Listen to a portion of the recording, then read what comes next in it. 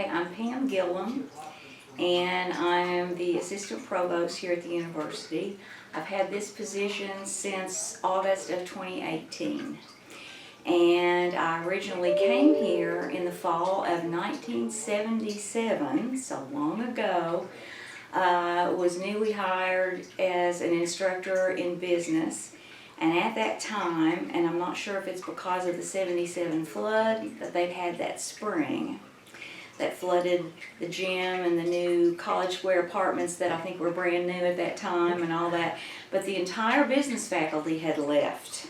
They had no one, so they had all kinds of positions open. I had just completed my master's in business administration at Eastern Kentucky University. But I had no intention of teaching. And what I had planned to do was just go into business management.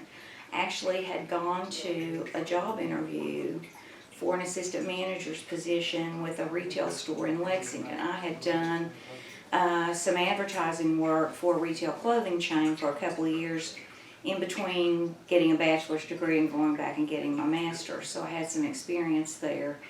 And there was an assistant manager's job open, and I went to the interview. And about 10 or 15 minutes in, the guy says, "You're not being interviewed for the job you think you are." And I'm like, okay. The manager won't work with a woman. Just came right out and told me that. And I'm like, okay. And I didn't really know what to say. And he said, we're interviewing you for a staff position at corporate office, which was up in Ohio. This job was in Lexington, up in Ohio, Columbus, I think, maybe. And, of course, the starting pay was less and all this kind of thing. And he said, "We don't have any female MBAs in your company." And I said, "You're not going to either." And I got up and left, and I felt real proud of myself for about 5 minutes until I thought, "You're getting ready to graduate here in about a month." I was finished in August. "Getting ready to graduate here in about a month, and you have no job." So what was happening was very common. There were maybe 4 or 5 other females that had gone through that MBA program with me. One of them I know was going back to work for her father's company.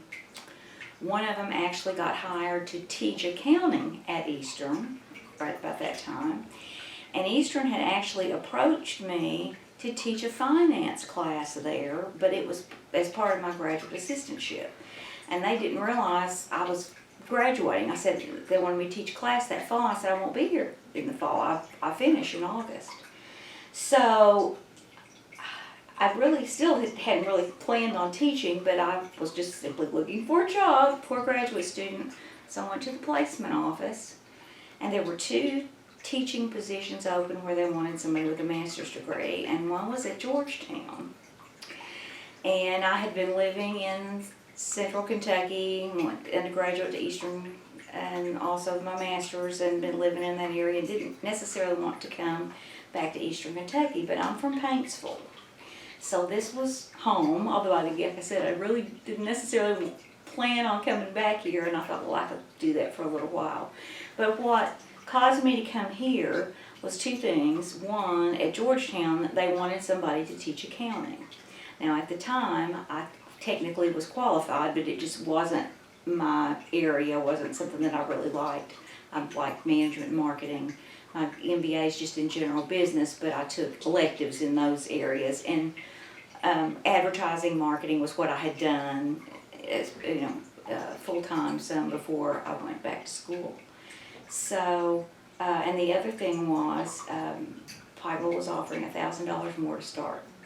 A big whopping $12,000 a year was what I got when I first came here, and Georgetown was offering 11. So again, poor graduate student, that was an easy decision to make at the time. And so I just thought, well, I can come and do this for a little while, and then I'll move on and do something else. And of course, until I moved into this position, I guess, so 41 years or so, 42, I taught. And I'll run into former students who'll say, "Are you still up there?" Yes, but I'm not teaching anymore. Although I did still teach one class when I first started doing this, and found it was a little difficult to juggle both things. But the time has really flown by. I mean, I feel like I've been here a long time, but when I say that out loud, because this year will be 44 years, that just does not seem possible. And at first, when I first started, I was really nervous. Back then, teaching load was 15 hours. So I had 2 sections of the same thing, so I had 4 preps, but the 15 hours, and basically starting from nothing, pretty much. I had helped teach a marketing class a little bit as part of my graduate assistantship, and done a little bit of that, and then I thought, well, Eastern had asked me to teach a class, so obviously they think this is something I can do. Again, wasn't part of the game plan, but just, so it was like the door closed to what I had planned, but then this one opened, which is what sometimes happens in life.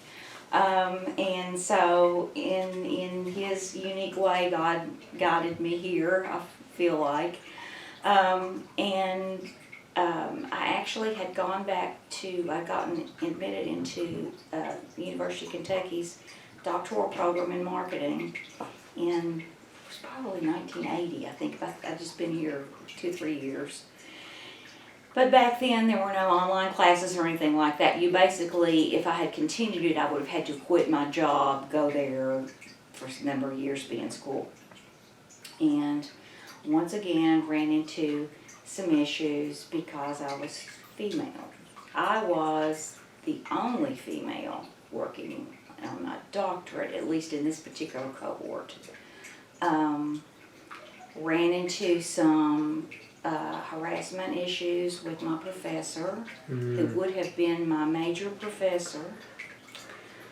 And then even the other students, there was one guy, and his name was Steve Skinner, and he eventually finished his degree, taught at UK. I don't know, he still may be there. I think he was the dean for a little while, or interim dean. He wrote a textbook. I've got it on my bookshelf. I used his textbook in one of my classes. But he was the only guy in there that even talked to me, that was in the same class that I was in that summer. I took a couple classes at UK. And one day he took me aside and he said, "I've got something I need to tell you. All the guys are meeting outside of class and working on things, but you're not invited." And I was like, "Okay, thanks for telling me." He said, "I feel really bad about it, but there really isn't anything I can do." So between that and what I went through with the professor, which just nothing actually happened, just put me in a real uncomfortable situation. And then I started hearing the female always gets kind of hazed and all these kinds of things because, once again, you're not supposed to be in this field, And so I just thought, life's too short. I'm not gonna do this right now. And then as things happened, 2 or 3 years later, I became a mom. And so at that point, I really did not think anymore about trying to go back and get an advanced degree, although I continued to teach. And for a period of time, there wasn't a whole lot of pressure. It was a little bit different, and just, especially in business. Doctorates in business were a little more rare at one time. Still are in certain areas like accounting. I mean, you can make a whole lot more money in the field of accounting rather than teaching, so a lot of folks don't get a terminal degree and don't go into the teaching field when they're in business. I really had kind of given up the idea that I would ever go back and get a terminal degree. Again, had this been my direct path, I would have planned for that, but it wasn't really in the cards. And then about I guess after I've been here about 20 years or so, not quite that long, about 15, I found myself a single parent. My children's dad and I had divorced, and that really kind of clinched the deal, because it was like, now I've got additional financial issues. I've got to worry about my kids, and and all that. And I was a single mom for about 5 years. And during that time, there were people who encouraged me to leave Pikeville, not the job per se, but just the area. You're a well-educated female in Eastern Kentucky. You're probably not, you'll be more likely to find a partner if you go someplace else and all this kind of thing. And I thought about it seriously, but I think it was during that time that I was by myself that I really grew closer to God, and I really started paying more attention, because prior to that I would probably make a decision and then say, okay, God, help this work out. Instead of, I need to make this decision, God, help me go in the right direction. And I learned over time that that was a better idea than what I had been doing previously. And what I do kind of is, okay, I can do A or B, and I think about it and I pray about it, and I'll start to feel a peace about one choice or the other, one path or the other. And maybe I'm just risk averse, I don't know, but to me, I feel like God wants us to have peace. He doesn't want us to have chaos. So when I start feeling that peace, I feel like, okay, this is what I should do. This is the choice I should make. So I really was feeling a peace about staying in this area. And I had actually been going to the Catholic Church with my husband, and I had converted to Catholicism, although I was raised Methodist. And so after we got divorced, I was not a very good Catholic. I decided I would go back to the Methodist church, and I did.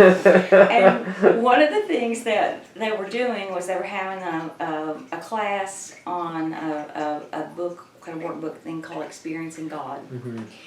And talked about all the things that God could be for you, and He's your rock and He's your redeemer and all the things that we typically think about.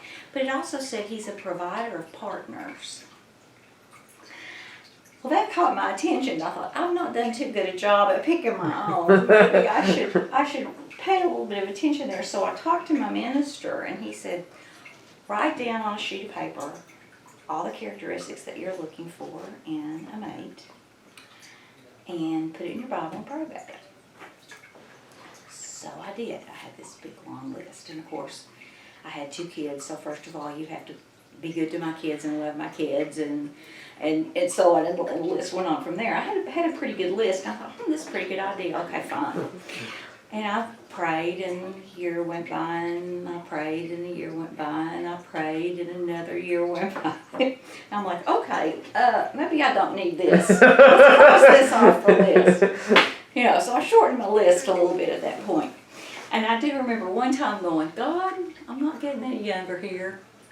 I don't know what's going on. But I still felt like I shouldn't leave Pikeville. And I still enjoyed my job greatly. I mean, there's the one thing that students always ask me, what did I like about this job when I was teaching, was just getting to know your students and the closeness that you have. And, I would never be comfortable walking into a big classroom where you put on a microphone and the room's full of 300 people and you never get to know your students at all.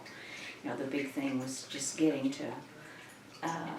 to be a part of their lives and watch them walk across that stage. I mean, that's really what it's all about. And so anyway, over time I'd have friends say, I've got a friend I want you to meet, or this kind of thing. And it finally got to the point where I was going like, yeah, it never works out. Just go away, leave me alone. Well, Willa Webb, who used to teach here, she was in human services, came to me one day and said, I've got a friend I want you to meet. And yeah, Willa, whatever. She said, no, I really think you'll like him. He used to live here and he moved away to South Carolina, but I think he's going to come back. I think she mentioned that maybe like one spring, and that nothing ever came of it. And finally, that fall, she said, he actually is going to move back here, and I want you to meet him. And I said, okay, fine. So she arranged for us to meet, And I thought, well, he seems like he's a pretty nice guy. And we talked for a few minutes, and then he asked me to go to a football game. It was the year that we had the farm team. It was Pikeville College's first football team. And he actually graduated from here. He actually graduated from here twice. He was graduated from here in '69, and then he came back and was here in the '90s, and that's how he met Willa. But I was married, and I don't even remember seeing him at all during the time he was here. So he's an alum, and he wanted to go to the football game, so we went and talked and really had a good time. And he asked me, tell me a little bit about yourself and things. And at the time, one of the things I was doing was singing with the praise band at the early service down at Methodist Church. So I said, well, it was Saturday, and I said, I can't stay out late. I've got to be at church early Sunday morning, because we go early to rehearse a little bit and everything. So, okay, fine, and we left it at that, and he said, he'd call again sometime, and I was in church, we were rehearsing as we do before, and I looked up and he walked in the door. And I thought, okay, that's a brownie point for you right there. Because a lot of times if you tell a guy, I'm very involved in my church, they don't come back. They're like, okay, no, I don't want to be involved with you. So as time went on and we got to know each other a little better, I began to realize, Rob, he was every single thing on my list. Everything on my original list. Wow. I'm getting goosebumps. And so I said, this is it. And we've been married 18 years. Wow. And it's great. And so that's helped a lot. I think that's one of the things that helped time pass a little faster too, is you get in, that great relationship. Of course, my kids are grown and gone now. My daughter's in North Carolina, and my son's in Lexington. But now I've got another family, and husband. He's got a daughter who actually works at Johns Hopkins in Baltimore, and it's just been wonderful. And I think again, that was another thing that reinforced and made me realize I need to pay more attention and maybe ask first before I make my decision and try to justify that. But anyway, he had gone back and gotten his master's right after we got married. He was a licensed clinical counselor for Mountain Comp. He's retired now. And had the opportunity to go get his master's in human services. So he'd done that. And then just one summer, a few years ago, Howard Roberts, I was teaching a summer school class upstairs, and he came by and said, I've started this doctoral program, and I think you would like it at the University of Cumberland. And I thought, gosh, I hadn't thought about that. And, I've just kind of just given up that would be something that would ever happen. And so I looked into it, got into it, loved it, really actually enjoyed doing my dissertation, which I've looked at leadership styles of deans in the ACA, and did some research on that and loved it. And so then got my terminal degree. And another thing, after all this time, another thing that made me want to do that was, again, I would think back about Steve Skinner, and I've got this book sitting on my shelf, and I thought, daggone it, I was in that class with him. I made the same grade he did, and here he went on, being male, went on and did all this stuff and everything, and I just kind of stopped. And I thought, I know I can do this. And I remember actually talking to Burton about that when he first came here and was coming around and talking with all his faculty. He, met with everybody individually, and I remember talking with him about that. So I was getting ready to just, again, when I started that program, what happened was my husband was diagnosed with prostate cancer right about the same time. And I thought, and he said, don't stop on my account. You go ahead and you stay in the program. Don't drop out. And I think probably because I tend to be a worrier. I try not to be, and I'm better than I used to be. But it was, definitely that's not something you want to hear. But I again felt this peace about it. I thought, you've got it, but I think you're going to be okay. Mm-hmm. And he is still.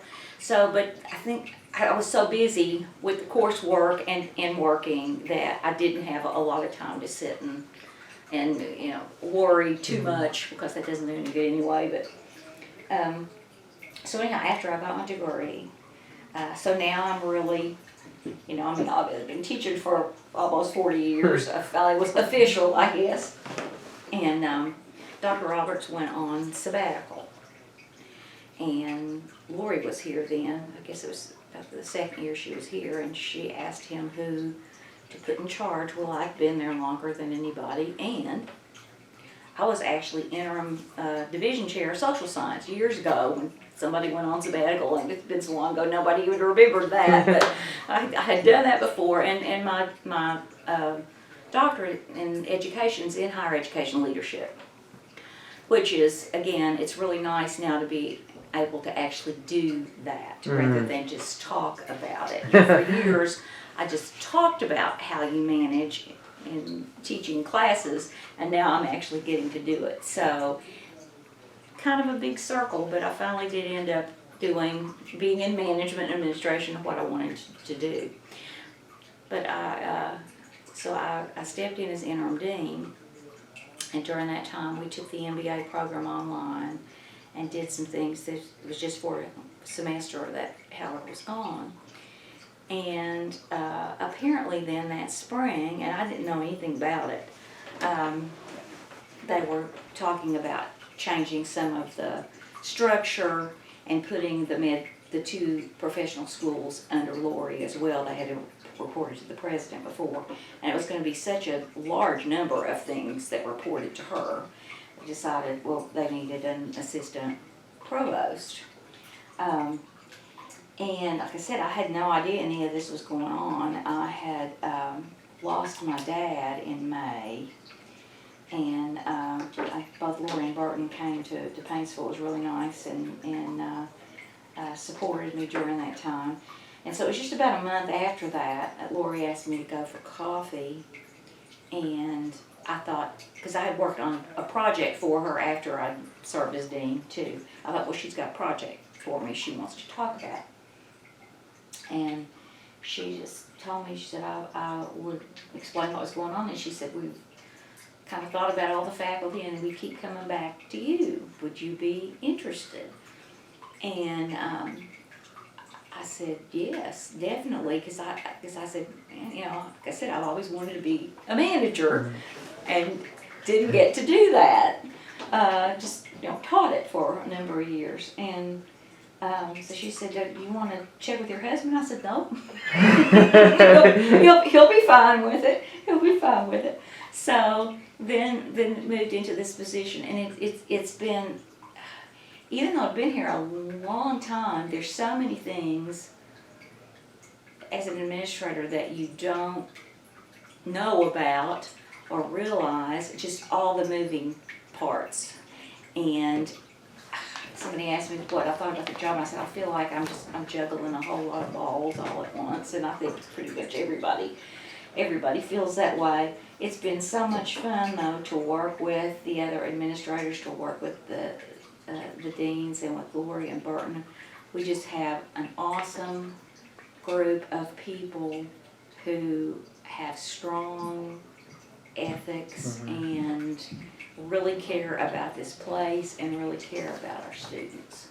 And that is what's really made it just totally worthwhile for me. So again, I've come kind of full circle.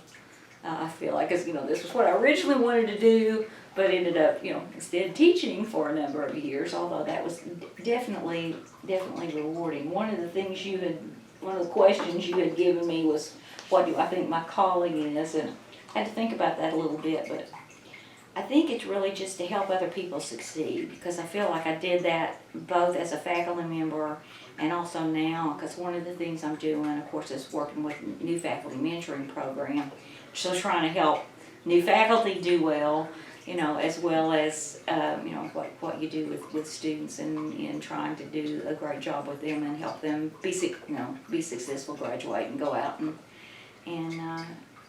enjoy their lives.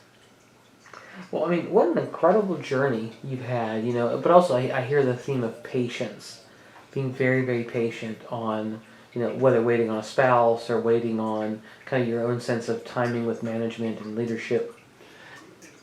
Last question, when you have students who come to you and maybe they don't have that kind of patience, but they just really have no clue, right?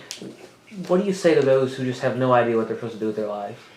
Sometimes I think you really just have to try something, and in my case, it was the opportunity that presented itself. I think if you go in and say, "Oh, I want to do this, and I'm not going to consider anything else," don't pigeonhole yourself in that way, because, like I said, I finally, even though it was 40 years later, ended up, doing what I had originally intended to do. And I think being closed-minded to the possibilities is a mistake. I think you need to, I don't care what you do, you're going to learn something from it. You're going to get some kind of worthwhile experience that you can use later on down the road. I had been to Pikeville College, as it was then, but even being from Paintsville, I don't remember Pikeville College recruiting much from, for our group. Honestly, I did not even know it was a 4-year school until I came here. I thought it was 2-year. But I had been on campus because I took piano lessons in high school, and they had a music festival over in Booth. The grand piano up on stage, and you had to play a Bach, I think, and something else. So I'd been in that building, and I had been in the administration building somewhere on the 2nd or 3rd floor for speech festival, my local high school speech festival there. And so I had gotten used to talking in front of people. I guess although I'm actually pretty introverted and a little bit shy, but I got used to getting up in front of people, because that was one thing that a lot of people say, how can I do well at that? And students, a lot of times you ask them to do a presentation, and they panic. It's the worst thing ever. And I said, it's just people. You're just getting up, and the only thing that makes me nervous about doing a presentation would be if I wasn't prepared. As long as I'm prepared, and I'm not as good as impromptu things, but as long as I have the opportunity to get prepared, I'm okay. So I feel like, I'd done some of that kind of stuff in high school. I actually did a solo piano recital. I can't believe I did that. I can't play at all now. I've gotten away from that totally. When I was a senior, I was president of my sorority in college, but it was a service sorority. It was just at Eastern, Kappa Delta Tau, and we just did local service projects and things for the campus and that kind of thing. So I had that leadership role there. And, just looking back, I feel like there were just a lot of things that kind of led me in this direction and helped me develop skills that I needed for this, even though it wasn't what I originally planned to do at all. So just get out there and really try things out. Be open-minded, and pay attention to the doors that open for you. Well, that's really solid advice. For all the years of teaching, I mean, you just have a legacy of people now who are making a difference because of your teaching and your leadership. Thank you so much for your time and all you're doing for Pikeville College and the University of Pikeville. Thank you. Thank you, Rob.